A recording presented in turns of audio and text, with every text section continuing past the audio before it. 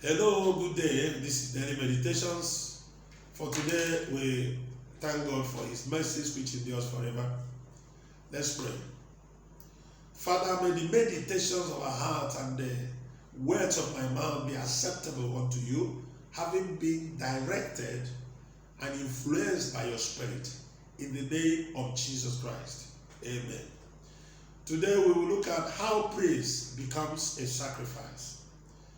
How praise becomes a sacrifice. Hebrews chapter 13, verse 15. Therefore, by him, let us continually offer the sacrifice of praise to God. That is the fruit of our lips, giving thanks to his name. Let me take it again. Therefore, by him, let us continually offer the sacrifice of praise to God, that is the fruit of our lips, giving thanks to his name. This is the word of the Lord.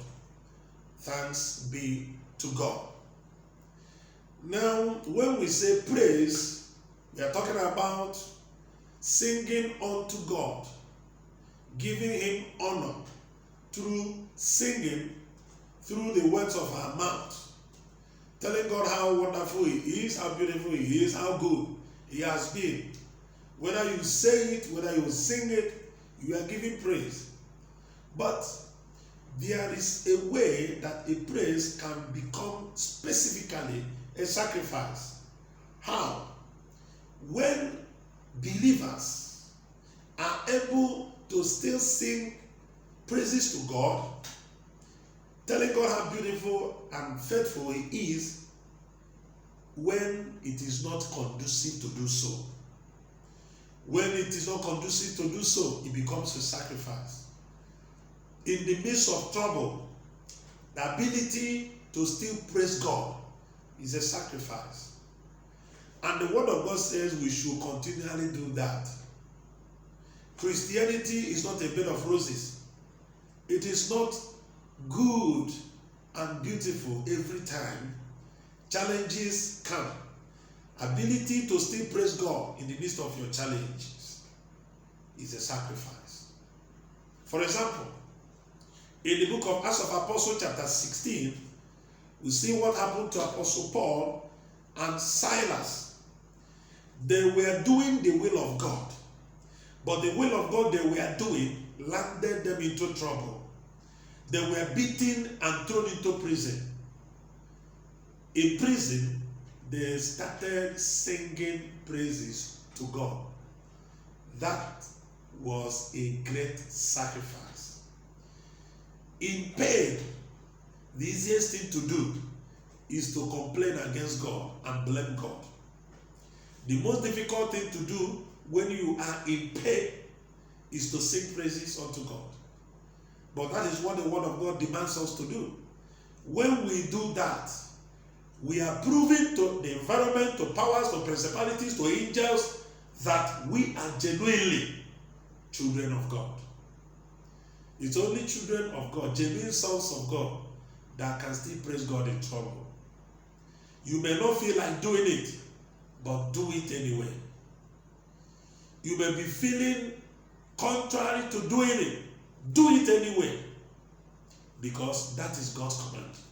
And when we do that, we will see the hand of God in another dimension.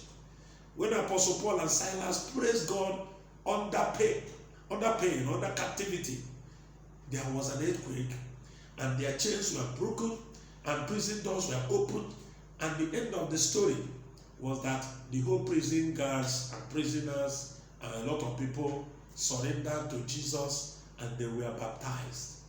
That is a great thing. The purpose of God in asking us to praise him in trouble is to win souls to him. The end will be soul winning. But if you complain against God and murmur and threaten God while under pain, while under persecution, is an indication that your faith is small.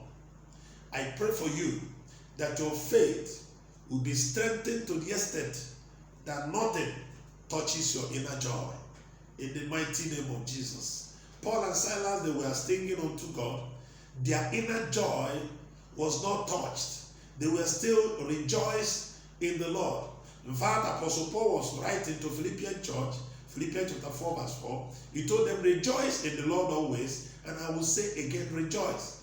Where was Paul when he was writing that? He was in prison and telling people that we are free to rejoice in God. He understood that singing praise to God when you are in deep trouble is a great sacrifice. I pray that God will quicken your spirit to give this type of sacrifice continually, so that the blessings that are attached to it shall be your portion. In the name of Jesus Christ, amen. Let's pray. In Jesus' name, amen. Heavenly Father, I thank you for showing us by revelation how praise can become a sacrifice. Help us to live that type of life every time, so that wherever we enter, we shall give proof of our love for you, of our connection to you, showing the world around us that we are indeed sons of God. In Jesus' mighty name, amen. Thank you very much. Remain blessed. Our God will continue to bless you and bless your family. In Jesus' name, amen.